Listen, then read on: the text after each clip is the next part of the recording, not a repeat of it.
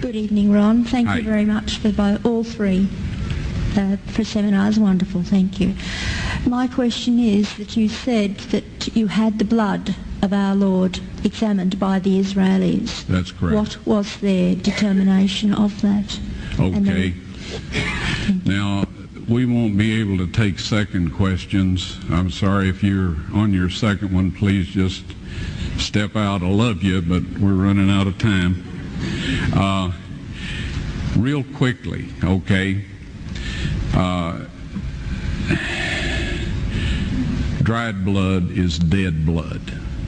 Everybody knows that, all right? They can test the blood of the pharaohs, the mummies of the pharaohs, all right? There's certain things they can do. They cannot get a chromosome count by any method I'm familiar with, all right? Things keep changing. I don't profess to know everything.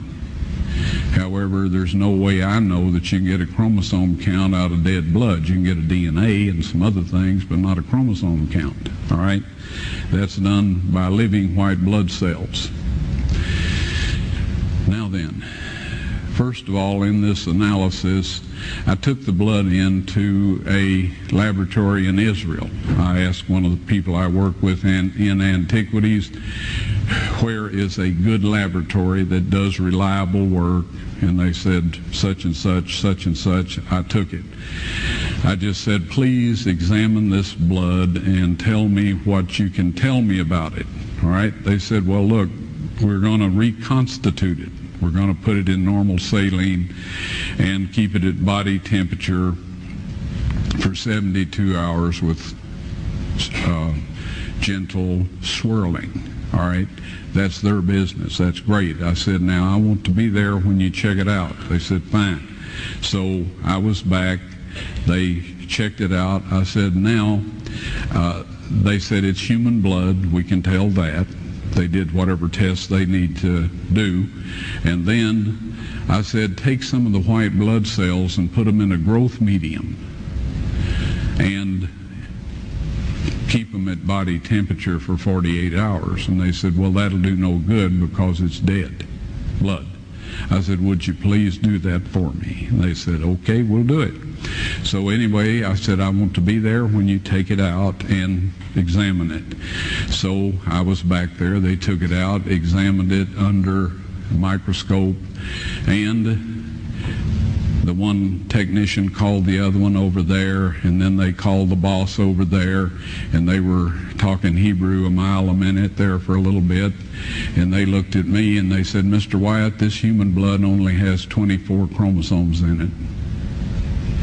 Everybody else has 46. You see, 23 from your mother, 23 from your father, 22 autosomes from your mother, 22 autosomes from your father. You get an X from your mother, you may get an X or a Y from your father, all right?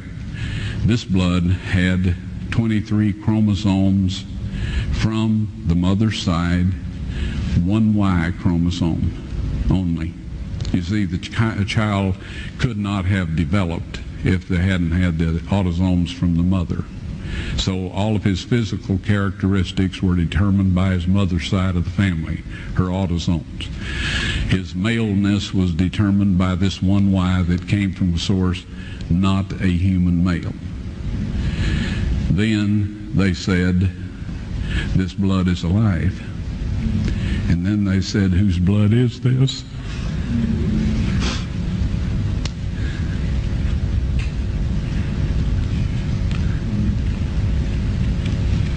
I said, it's the blood of your Messiah.